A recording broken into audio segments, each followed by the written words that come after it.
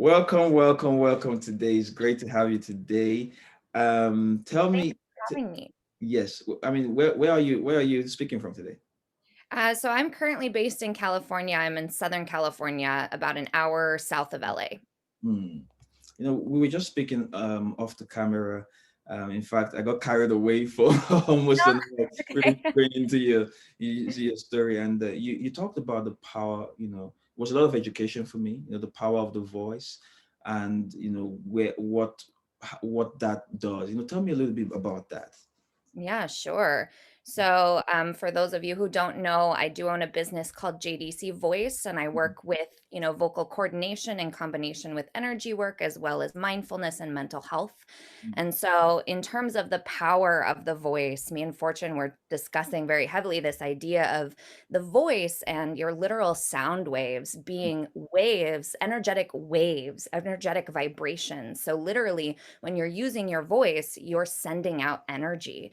And so the power behind the voice really comes from within. It comes from your energy. It comes from where you're centered. And you use your voice as a tool to really express your deepest communications, to express your ideas, your deepest truths, and to be able to communicate that in an efficient way based on your energy and the way you send that energy to your voice and the way that energy allows your sound waves to literally come out. So I think it's such a cool thing. And we talked a little bit about my history with the voice and a lot of the struggles that I went through, throughout my performance career. So I've been performing and singing since I was 6 years old.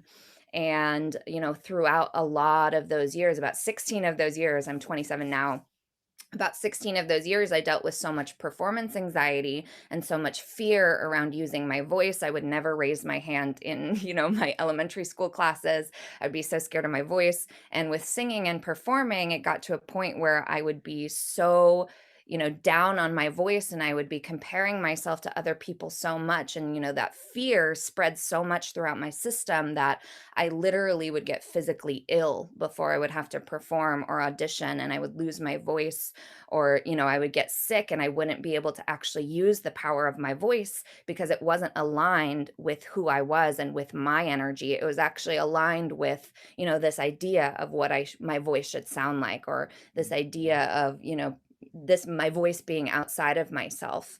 And so yeah, so that's the basis behind it. When we talk about the power of our voice, it's really the power of ourselves and Mm, how we can use that to fuel the confidence behind our voices. mm. And wow, what made you want to do this? Like, what made you want to help other people? Like, it sounds like you found a room full of candies, like a child finding a room full of candies. Why not keep it to yourself? Oh, why do I help other people with this? Is that the Yeah, question? it's like, what made you want to help other people? Sure. Well, the main thing was, my story and where I came from as a performer was, obviously all of the good things that came with it were very good, but the detrimental part was that performance anxiety that really messed with my mental health.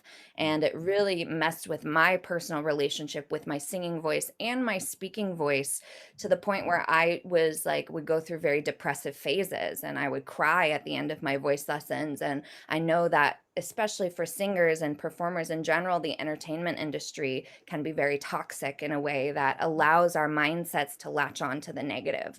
And so in relationship to ourselves. And so that feeling was so deep within myself that I didn't want anybody else to experience that. And if anybody else cannot experience that, then I'm contributing to raising the vibrations of the world as a whole and allowing people to really tune into themselves. And that's such a powerful thing for me to see in my clients as well, because I can see that they're becoming happier with themselves and they're becoming more excited with their growth. And for me, that's also a very fulfilling part of what I do is seeing that in other people and seeing them not go through the struggles that I went through for so long.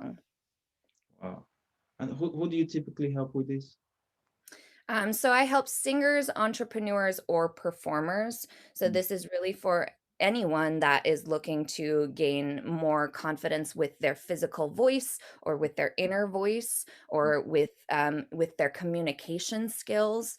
And specifically, more specifically, in my program, we work on this idea of performing, whether you're a singer or a speaker, those who deal with nerves before they go on to do a Facebook or Instagram live training, or those who deal with nerves before going to speak in front of anyone in general, or perform or sing or anything like that, or those who, feel flighty when they're in the middle of a performance and they feel like they can't quite grasp their energy and harness it, and ground it.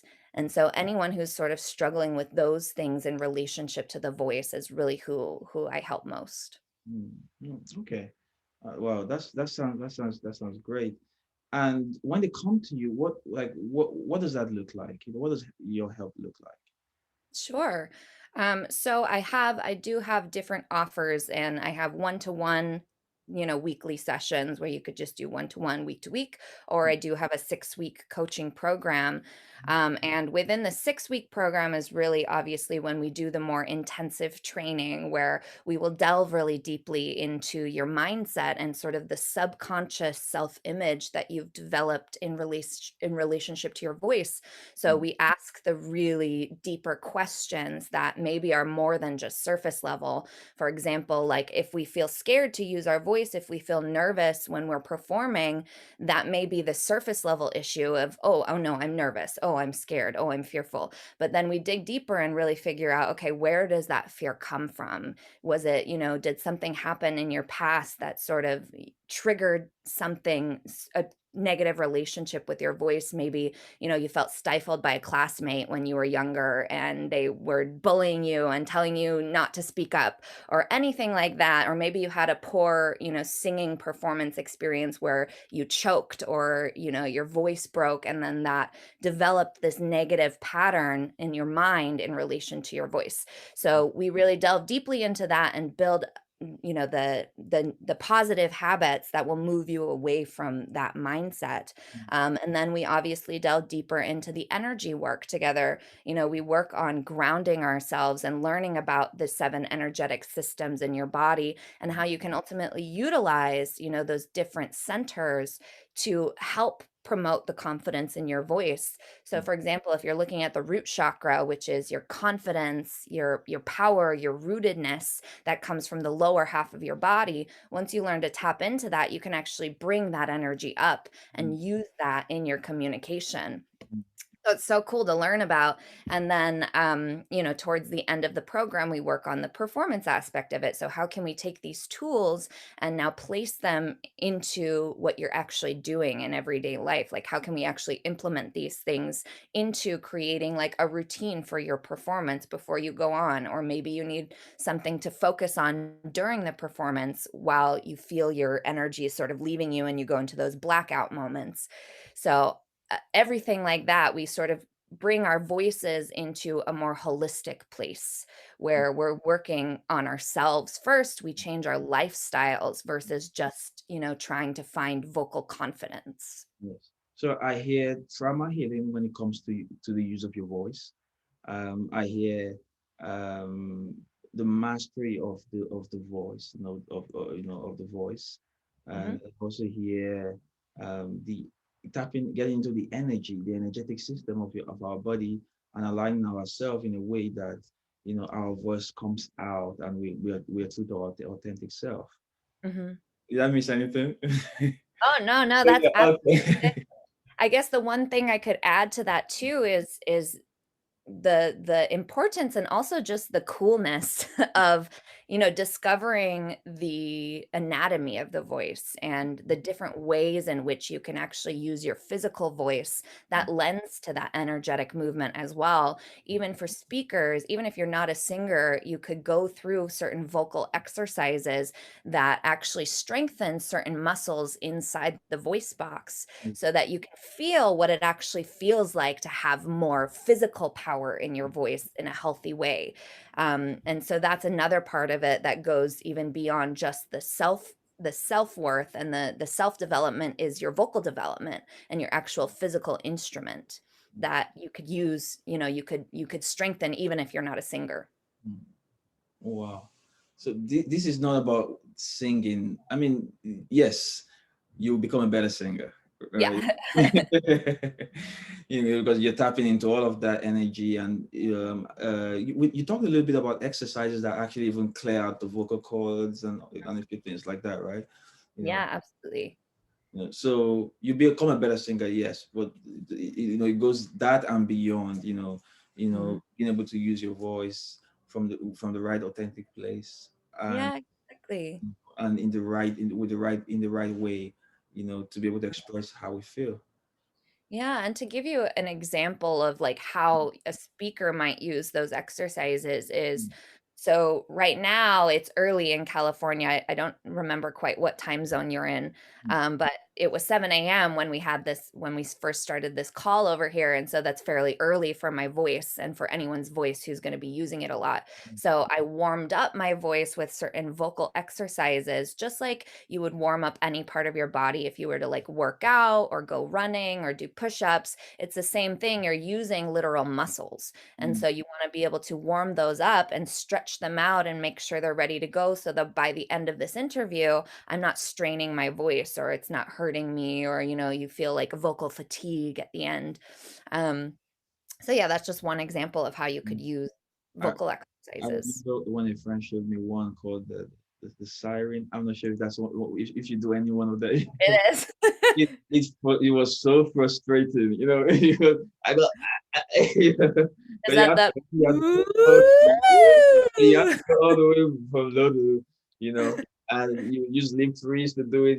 I was like, okay, like it was the most frustrating thing. But when I could do it, it's life transport. Like I don't know, like it was just life changing, like all around life changing, you know. Oh, I love hearing that. And we discussed this too off camera, that idea that when you do go through these vocal exercises, you experience the parts of the voice that you don't usually use when you're speaking. And Mm-hmm. that in itself is a very powerful thing because it's not something that we think about often, that we have access to all the time. We have access to these higher vibrations in our head and we have access to these lower parts of our voice, but oftentimes we don't utilize that. Yeah. And we can, in our communication, we can really tap into those places that vibrate differently in our body and that feel differently. Yes. Wow. That's it's amazing. What you do can only be experienced. It cannot be talked about. We're talking about truth and belief. Mhm. You could share exciting stories about it, but it's something to really experience. You're opening that power of your voice. It is healing. In one way or the other, we're told growing up, oh, look, shut up, all this, like, I mean, all different things, when we would have voice is how we mostly express, and, we would have gotten a rejection of one kind of some kind, we feel it in the voice, uh, Yeah. And it's that rejection that does really, build that poor relationship.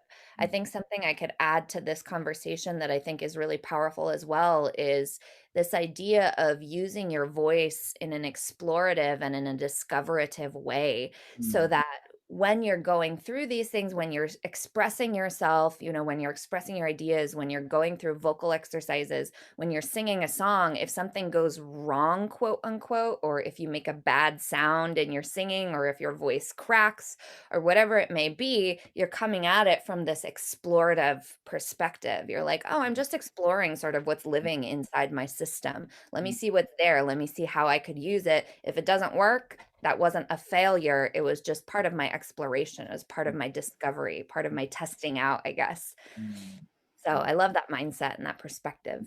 Yes. So for people who want to experience this, who want to heal, Mhm. experience all of the energy, and I think, like, with some of these exercises, they open there was a guy, Simon something, who talked about the doorways of the, like, their doorways of the vocal cord, and some Mhm. people are able to access a very limited amount of that. Now, when you do certain exercises, you're able to open all doors. Now your ability to express becomes limitless. It's, Yeah.